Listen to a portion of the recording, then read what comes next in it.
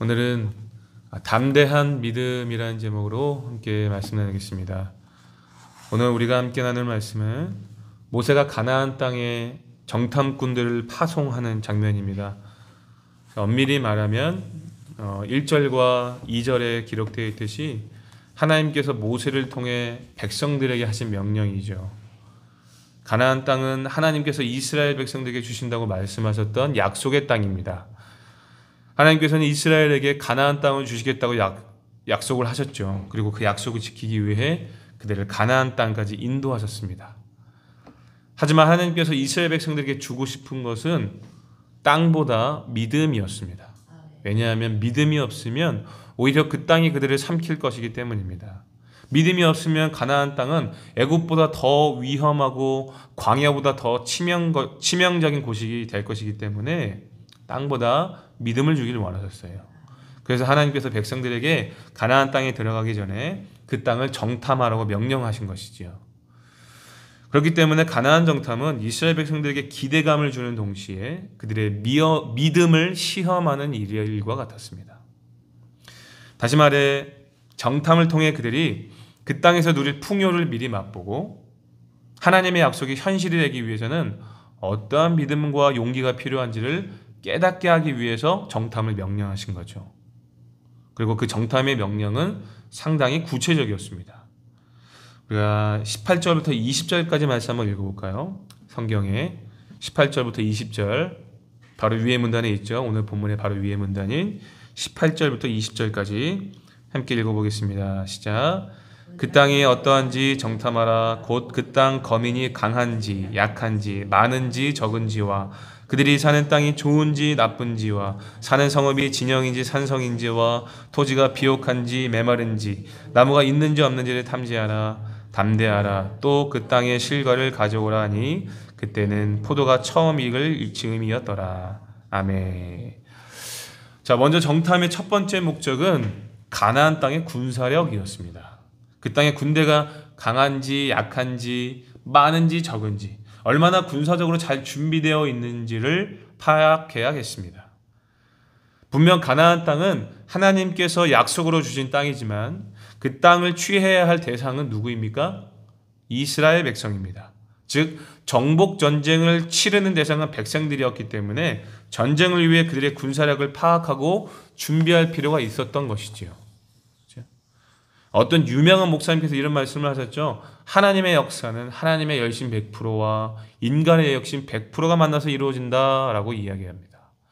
인간의 입장에서 아무것도 하지 않고 이루어지는 것이 더 큰 기적으로 생각할 수 있겠지만 어쩌면 하나님께서는 너무나도 연약하지만 당신의 신뢰하는 자들을 통해 하나님의 역사를 이루시기를 더 원하신다라고 얘기하고 있는 거죠.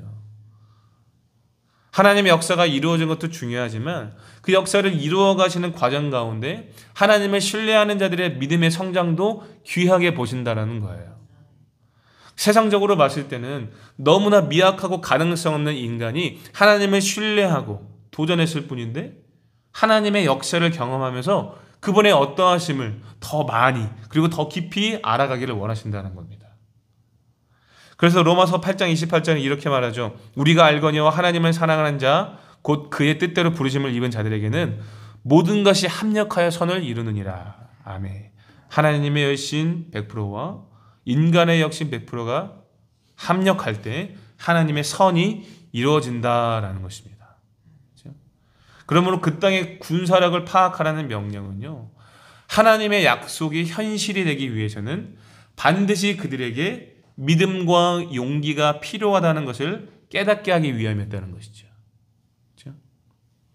두 번째로 정탐의 목적은 가나안 땅의 상태였습니다. 가나안 땅의 상태. 그 땅이 좋은지 나쁜지, 그 성읍이 산성인지 진영인지를 살펴보아야 했습니다. 이것은 앞으로 그들이 머물게 될 땅이 정말로 하나님이 약속하실 땅이라고 할 만큼 좋은 땅인지를 확인하기 위한 명령이라고 생각합니다. 그렇죠? 앞으로 머물 땅이잖아요. 그렇죠? 앞으로 그곳이 머물 땅이었기 때문에 그 땅이 좋은 땅인지를 확인하기 위해서 이렇게 질문한 거고, 세 번째로 무엇을 명령했냐면 그 땅의 생산성입니다. 그 땅의 실과를 가져오라고 명령함으로써 그 땅의 생산성을 확인한 것이죠. 앞서 두 번째 명령과 비슷한 맥락으로 생각하시면 될 것 같습니다. 또한 이 실과 이 열매를 가져오라는 명령은 백성들에게 그 땅의 상태를 확인시켜 주는 작업으로도 생각할 수 있겠죠? 그렇죠? 그 실과를 통하여서 그 땅이 얼마나 풍요로운지를 보여줌으로써 백성들에게 더욱 그 땅을 소망하게 하는 것입니다. 아, 우리가 앞으로 정복하게 될 그 땅, 앞으로 우리가 머무게 될 그 땅에는 저런 열매들이 있구나. 그 풍요를 미리 맛보게 하기 위해서 실과를 따오게 하는 것이죠.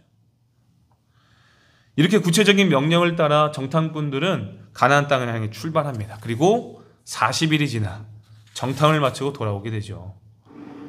정탐꾼들의 정탐한 장소가 성경에 잘 기록되어 있기 때문에 이들의 실제 이동한 거리를 예상할 수 있는데요. 성경학자들에 따르면 대략 350km를 넘을 것이다 라고 예상을 합니다. 350km. 그렇죠? 350km. 자, 그런데 가나안 땅의 크기가 우리나라의 경상도 정도밖에 안 된다고 해요. 전체적인 크기가. 물론 그 당시에 이동수단이 없어서 그리고 은밀하게 정탐해야 했기 때문에 그들은 걸어서 그 땅을 정탐했다라고 우리 가정해 볼 수 있겠죠. 그러나 그럼에도 불구하고 여러분 40일 동안 정탐을 했다는 것은 비교적 세세하게 정탐했다라고 예상이 됩니다. 그렇죠? 경상도밖에 되지 않는 그 지역, 그 땅을 그렇죠? 40일 동안 정탐했다는 것은 무엇을 예상할 수 있다는 거예요? 굉장히 세세하게 정탐했다라고 예상이 되는 거죠. 그렇기 때문에 이들의 정탐 내용은 굉장히 신뢰할 만하다고 생각됩니다. 정탐꾼들의 정탐 내용을 확인해 보면 먼저 그들은 가나안 땅의 긍정적인 내용을 보고합니다. 우리 27절 말씀 한번 읽어볼까요? 27절입니다. 시작. 모세에게 말하여 이르되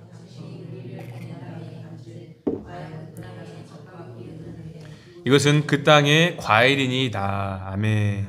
여기서 말하는 젖은 가축들이 잘 자라는 기름진 땅을 의미하고 꿀은 과일꿀로서 과일 농사가 잘 된다는 의미입니다.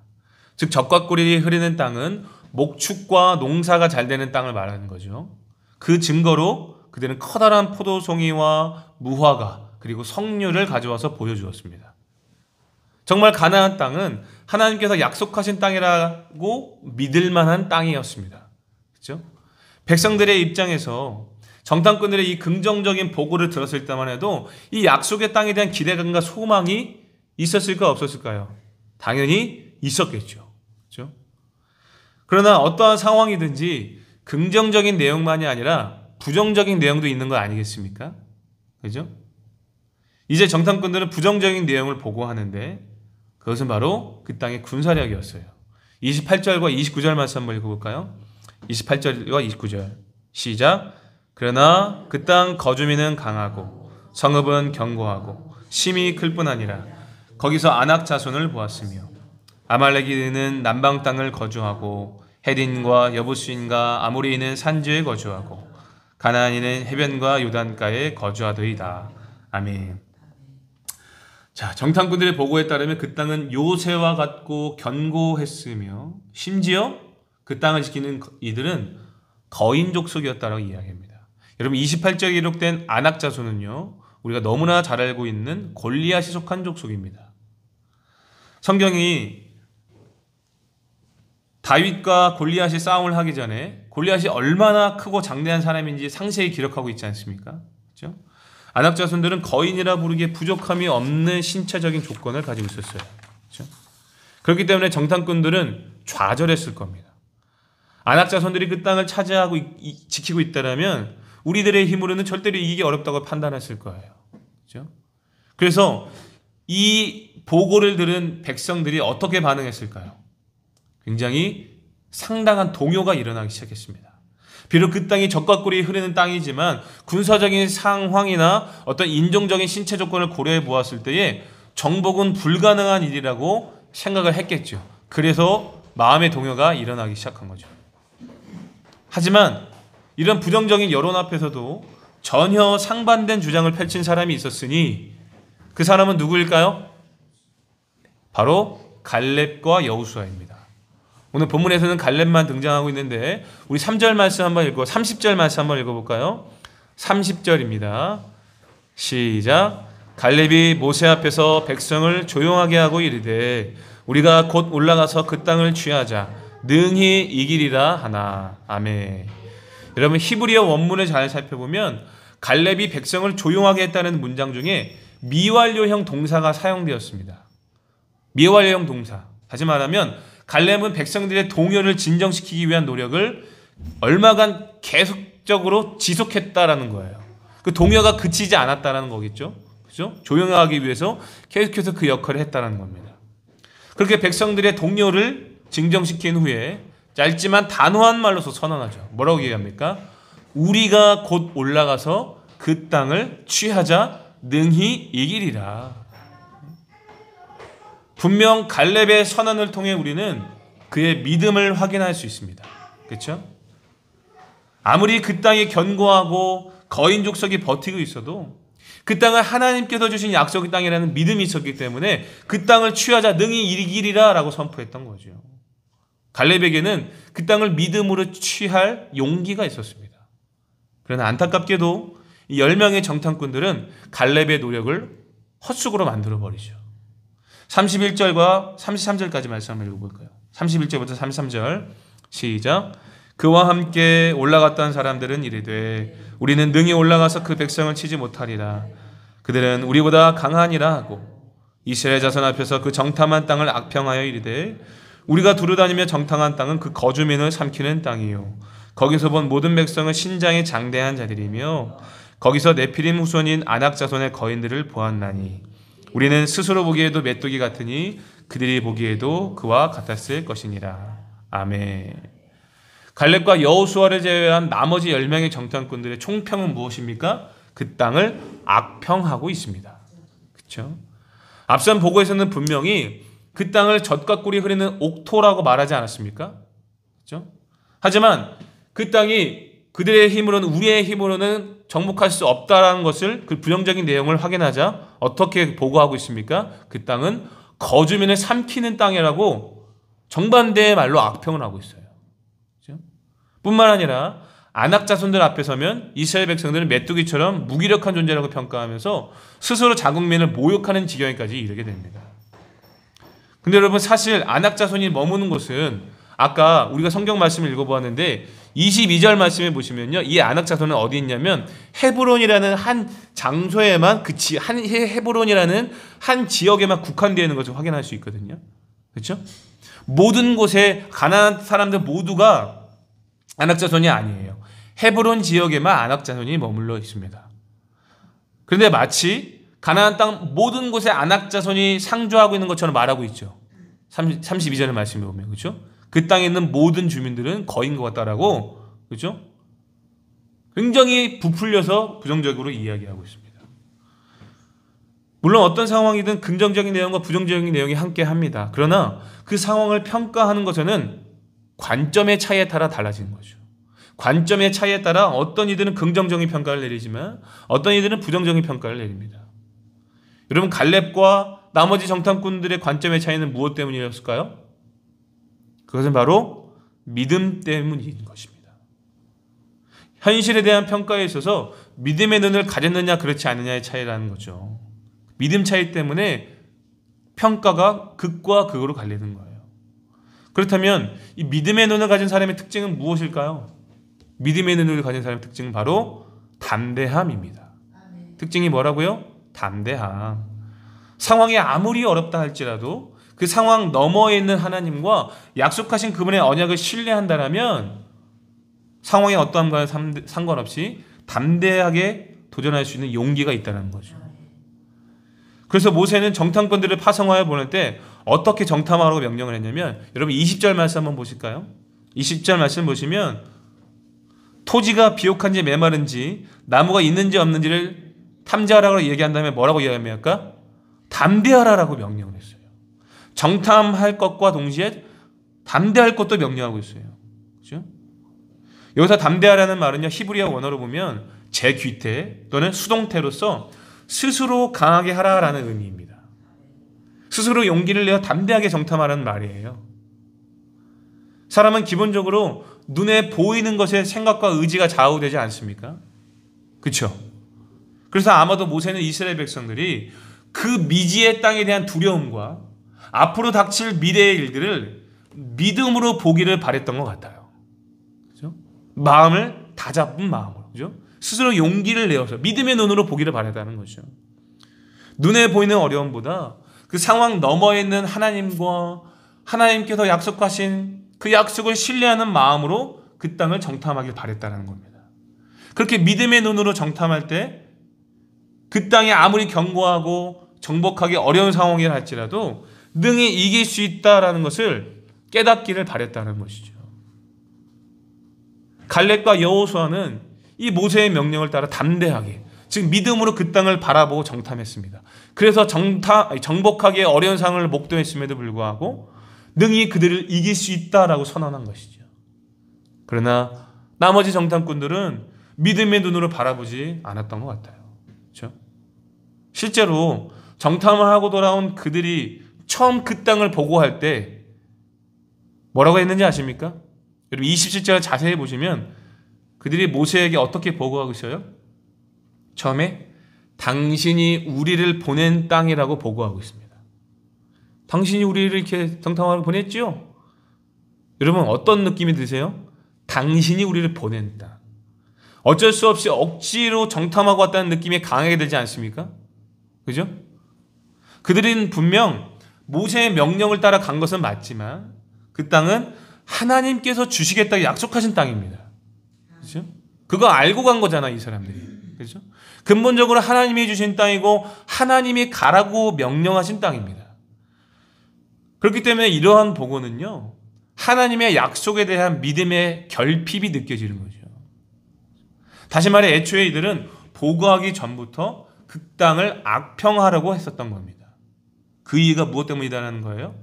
애초에 그들이 믿음의 눈으로 보지 않았기 때문인 거죠.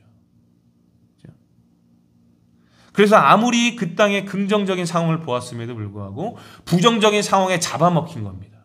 두려움에 사로잡힌 거예요. 그리고 이러한 연약함은 현대를 살아가는 사람들의 전형적인 모습이라고 말할 수가 있겠죠. 사무엘상 16장 17절에서 말씀하고 있는 것처럼 사람은 외모를 보거니와 나 여호와는 중심을 보느니라 라고 말씀하고 있습니다. 하나님 당연히 마음의 중심을 보시죠. 그러나 사람은 무엇을 봅니까? 외적으로 보여지는 것에 따라 판단하고 움직이는 존재라는 거예요. 사람은. 여러분 그 사무엘 선지자조차도 다윗이 아니라 굉장히 아름답게 보이는 다윗의 첫째 형을 보고 기름 부으려고 했잖아요. 그렇죠? 근데 하나님께서 뭐라고 말씀하세요? 쟤 아니다라는 거예요. 나는 마음의 중심을 본다라고 말씀하시잖아요. 그렇죠? 이처럼 사람은요, 외적인 상황을 보고 판단하기 때문에 아무리 긍정적인 상황이 있어도 부정적인 상황이 크면 그 부정적인 것에 영향을 받기가 쉽습니다. 그렇죠? 그래서 우리 그리스도인들도 이와 같은 실수를 하는 이유가 무엇이기 때문입니까? 하나님의 약속이 아무리 크고 강력해도 그 약속은 말 그대로 현재보다 언제 일어날 일이에요? 약속이 보통 미래에 일어날 것이기 때문에 현재 내 눈에 보여지는 것이 더 판단하기에 빠른 거예요. 그렇죠? 그래서 우리 그리스도인들도 이 믿음 없는 결정을 내릴 때가 많은 거죠. 그래서 그런 겁니다. 그래서 성경은 믿음은 바라는 것들의 실상이요 보이지 않는 것들의 증거라고 말씀하신 거예요. 무슨 말인지 이해가 되시나요? 현재를 살고 그 현실을 우리가 보고는 있지만 실상은 보이지 않는 미래의 약속, 하나님의 역사를 바라보아야 하는 것이 믿음이다라는 겁니다. 그러한 눈으로 사람을 바라보고 그러한 눈으로 상황을 바라볼 때 보이지 않는 증거, 하나님의 약속을 받을 수 있다는 거예요. 그래서 똑같은 상황을 바라보아도 이러한 믿음의 눈으로 보게 되면 전혀 다른 결정을 내리게 되는 거죠. 관점의 차이. 하나님께서 이스라엘에게 바로 이러한 부분을 훈련시키시려고 했던 것 같습니다. 그렇죠? 여러분 이스라엘이 광야에서 하나님께 원망하고 불평할 때가 언제였어요? 언제였습니까? 항상 현재에 결핍된 무언가가 있었기 때문입니다. 그랬죠?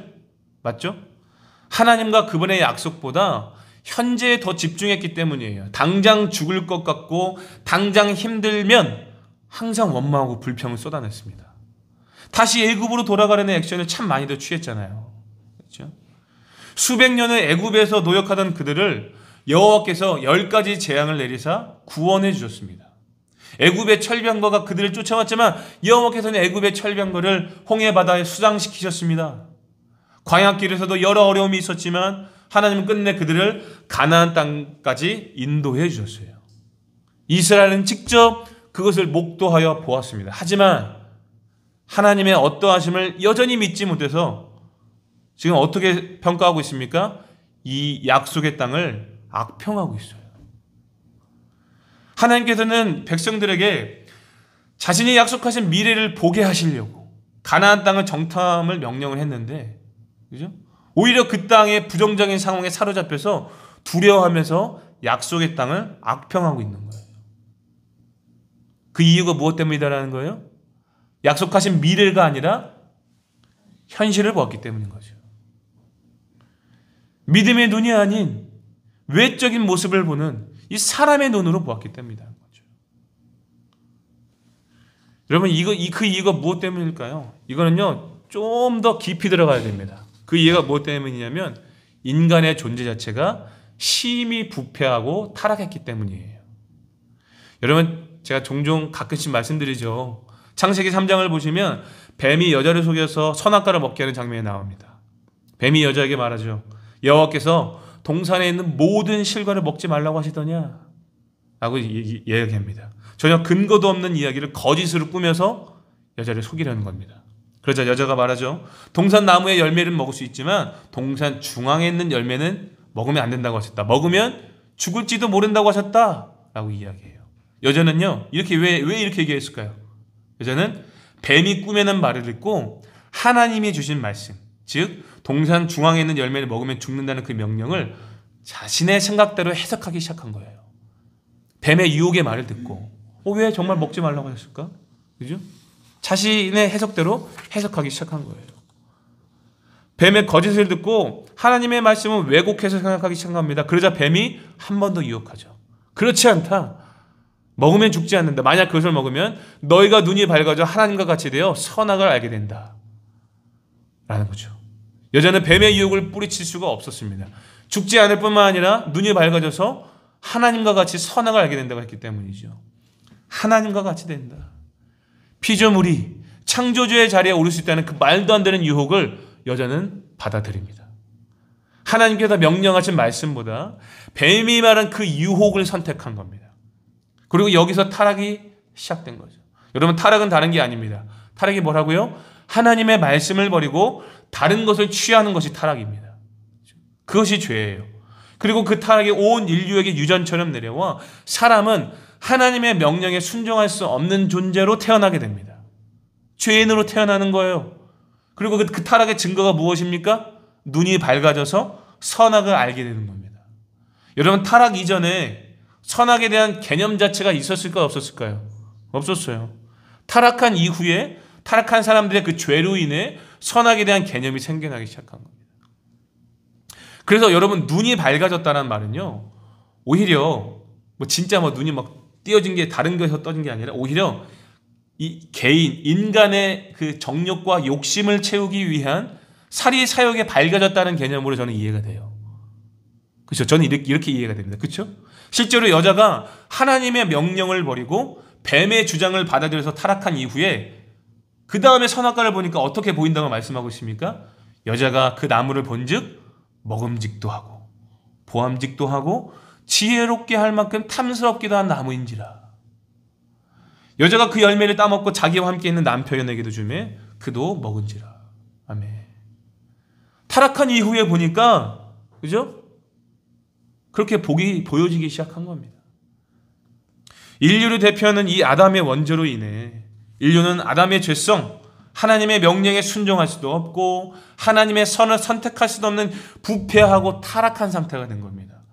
그래서 하나님의 약속보다, 하나님이 명령하신 것보다, 하나님의 말씀보다 눈에 보이는 것을 따라 판단하게 된 거죠. 내 신상에 유익이 되는 것만을 선택하고 불리한 상황이면 하나님의 약속도 버려버리는 거죠. 그렇죠? 자, 하지만 아무리 생각해봐도 저는 이스라엘의 이러한 행동은 이해가 가지 않아요. 저는 이해가 가지 않아요. 이스라엘 백성은요, 출애굽을 통해 하나님의 구원을 이미 체험하지 않았습니까? 그렇죠? 출애굽은요, 이스라엘 백성들을, 그렇죠? 노역 생활에서 구원해내신 걸 의미하는 거예요. 뿐만 아니라 시내산에서 언약을 맺었잖아요. 그렇죠? 언약식을 통해 그들은 하나님의 백성이 되었습니다. 그렇죠? 그래서 하나님께서는 이스라엘 백성들을 애굽에 있을 때부터 뭐라고 지칭하셨어요? 하나님의 군대라고 지칭하셨어요. 이미 분명히 성경의 말씀에 기록되어 있어요. 뿐만 아니라 언약식을 통해 너는 내 소유, 내 백성이라고 분명하게 말씀하셨습니다. 그렇죠? 이것은 그들의 어떠함으로 된 것이 아니라 하나님께서 아브라함에게 하신 약속을 성실하게 이루어 주신 그분의 은혜 때문입니다. 일방적인 구원, 일방적인 은혜예요. 그렇기 때문에 이스라엘 백성들 입장에서는요, 이 하나님의 은혜에 합당한 믿음의 증거를 보여주어야만 했습니다. 그렇죠? 히브리서 11장 6절에서 말하고 있듯이 믿음이 없이는 하나님을 기쁘시게 하지 못한다고 말하지 않습니까? 그렇죠? 믿음으로 하나님을 기쁘시게 해드려야 하는데 이스라엘은 지금 어떻게 하고 있는 거예요? 전혀 믿음 없는 모습으로 하나님을 안타깝게 하고 있는 거예요. 그렇죠? 그리고 성경은 이 일로 인해 광야로 돌아간 이스라엘 백성들의 삶이 오늘날 현재를 살아가는 우리에게 아주 중요한 본보기가 된다고 우리에게 말씀하고 계시죠. 고린도전서 10장 11절 말씀 한번 읽어볼까요? 고린도전서 10장 11절 시작. 그들에게 일어난 못 찾았죠? 네, 한번 찾아서 한번 읽어볼게요. 고린도전서 10장 11절.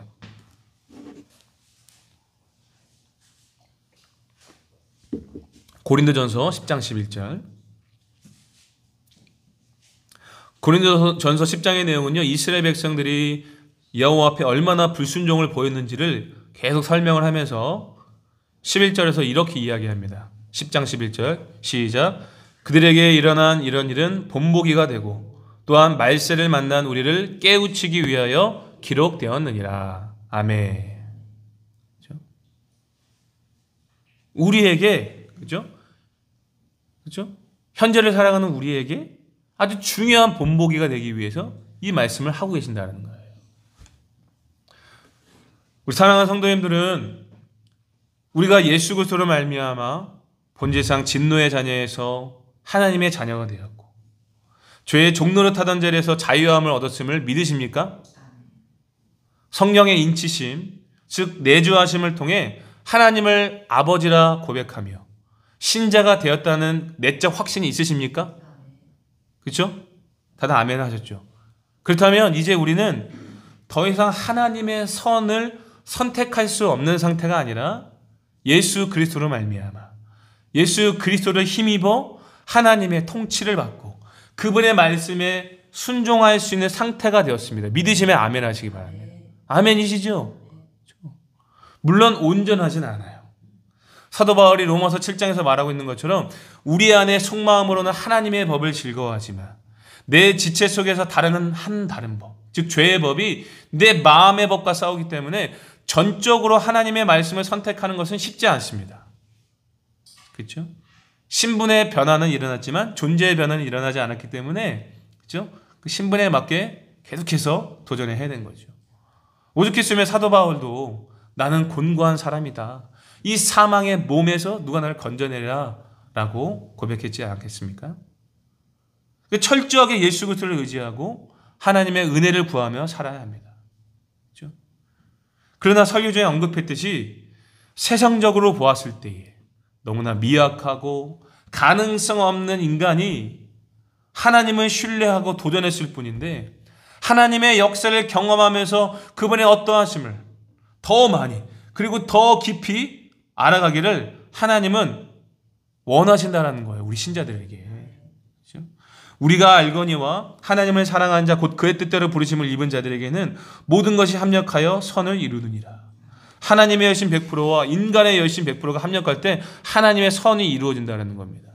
하나님의 역사가 이루어진 것도 중요하지만 그 역사를 이루어가시는 과정 가운데 하나님을 신뢰하는 자들의 믿음의 성장도 귀하게 보신다는 거예요.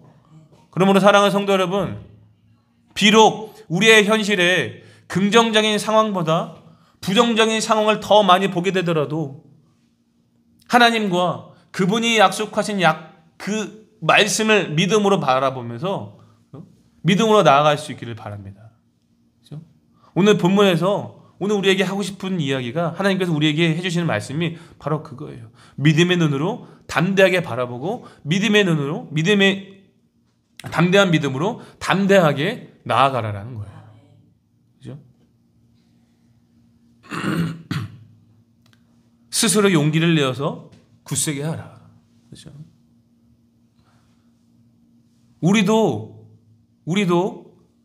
하나님의 약속의 말씀을 붙잡고 우리가 용기를 내고 도전해야 할 그 열심이 필요하다는 거예요. 그죠? 모세는 정탐꾼들에게 탐지하라. 그리고 뭐라고 명령했다라고요? 담대하라도 명령했습니다. 10명의 정탐꾼들은 탐지하라는 명령만 완수했고 담대하라는 명령에는 불순종한 것이죠. 오늘 우리도 하나님과 그분의 약속을 바라보면서 스스로 마음을 굳게 하여 용기를 낼 필요가 있습니다. 특히 시대가 어려울 때는 더욱 그래요. 마음을 지키고 믿음의 눈으로 보기 위해서 계속해서 도전해야 돼요. 하나님을 신뢰하는 사람은 약속을 향해 나아가지만 하나님을 불신하는 사람은 난관 앞에서 뒷걸음질 칩니다. 이스라엘이 다시 애굽으로 돌아가려고 했던 것처럼 믿음 없고 세상적인 선택을 한다라는 거예요. 물론 시대적으로 이러한 믿음을 소유하고 이러한 믿음으로 현재를 바라보는 공동체와 이러한 사람들이 몇 없다는 것에 쉽지 않은 현실을 살고 있다는 것은 실감을 합니다. 그렇죠? 쉽지 않은 시대예요. 쉽지 않은 상황이고. 하지만 갈렙과 여호수아가 백성들이 두려워하고 있을 때 어떻게 했어요? 그들의 두려움을 잠잠케 하고 그들의 믿음을 일깨우기 위해 노력했던 것처럼 우리가 창조적 소수가 되어서 우리가 믿음의 사람이 되어서 우리가 속한 공동체와 우리가 만나는 이웃들에게 하나님의 약속을 실제로 드러내는 어떤 믿음의 증거들을 보여주는 축복의 통로가 될 수 있기를 예수님의 이름으로 축복합니다. 아멘이신가요? 갈렙과 여호수아처럼 다들 두려워하지만 우리는 믿음을 일깨우는 사람, 그런 사람이 될 수 있기를 예수님의 이름으로 축복합니다. 이제 말씀을 마치겠습니다. 지금 우리 공동체와 우리 성도님들이 지금 우리가 바라봐야 할 하나님의 약속이 분명히 있을 줄로 압니다. 그렇죠?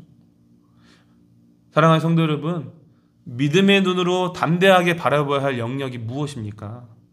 부디 하나님의 약속을 굳게 믿고 담대하게 도전할 수 있기를 바랍니다. 그렇죠? 그리고 매일 부딪히는 그 현실의 어려움을 능히 이겨내는 믿음의 사람들이 되어서 우리가 속한 공동체와 우리가 만나는 사람들에게 하나님의 어떠하심을 증거로 나타내는 축복의 통로들이 되어지고 하나님께 영광 돌리는 믿음의 사람들이 될 수 있기를 예수님의 이름으로 축복합니다. 아멘.